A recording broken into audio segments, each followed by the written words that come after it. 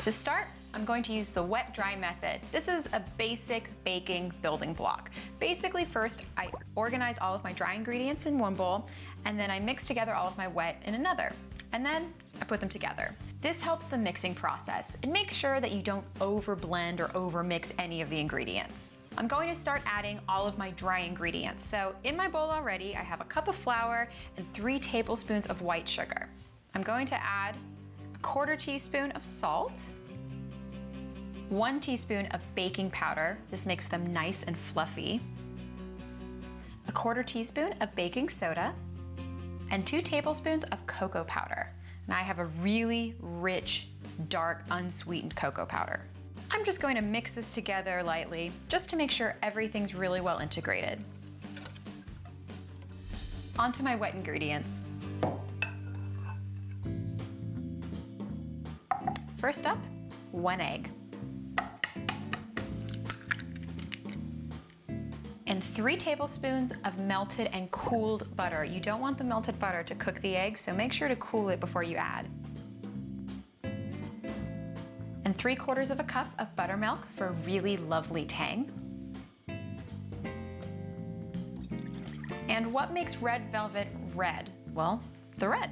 So I'm using a little bit of red food coloring. And depending on how red you like it, you can add a lot or a little. And a healthy teaspoon of vanilla.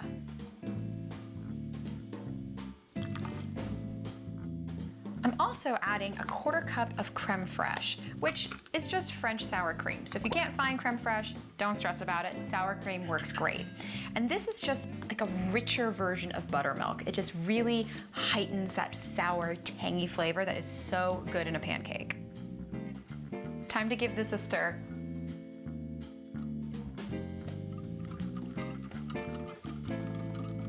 Wow, that is red. This looks amazing. So now I'm going to mix it into my dry ingredients, and I'm not going to let it hang out for too long, because once I add the wet ingredients, that activates the baking powder and baking soda, which make fluffy pancakes.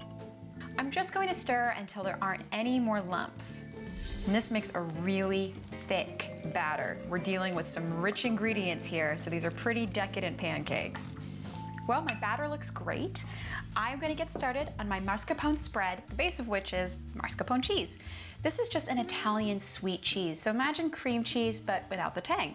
You can find it at most grocery stores. To make my spread, I'm going to start with my creme fraiche, which I'm adding because it kind of loosens up the spread. It makes it really spreadable. So just a 1/4 cup. And for the star ingredient, mascarpone cheese. And I'm doing about a 1/2 cup of this. Oh, it's so delicious. I want my spread to be sweet, but not too sweet, so I'm only adding 2 tablespoons of sugar. And then I love vanilla in anything, so I'm adding a little bit of vanilla, just 1/2 teaspoon. Lemon zest is fantastic in this recipe. It goes so well with the creme fraiche and the mascarpone cheese. It just adds this little hint of brightness and a little bit of that zesty lemon flavor. It's so good. All I have to do is stir it together.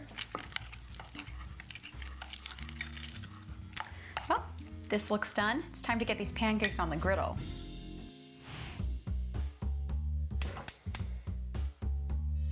I have my griddle heating over a medium-low flame, and the idea here is you do not want to burn your pancakes. It's really easy. I do it almost every time. So medium-low is the way you want to go to make sure I can cook my pancakes really evenly and I don't get any burnt spots.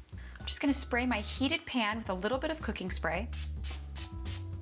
And immediately I'm going to add my pancakes because I don't want my cooking spray to cook. I like to do about 1.5 ladlefuls, which with this smaller ladle, I'd say is about maybe 3/4 of a cup.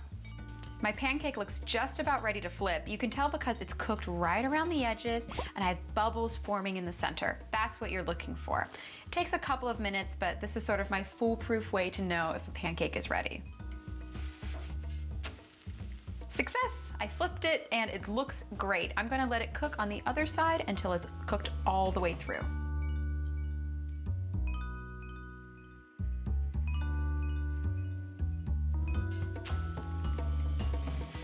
I can't wait to dig into these pancakes, but it's missing two important things. First off, syrup, and then my mascarpone spread that I made.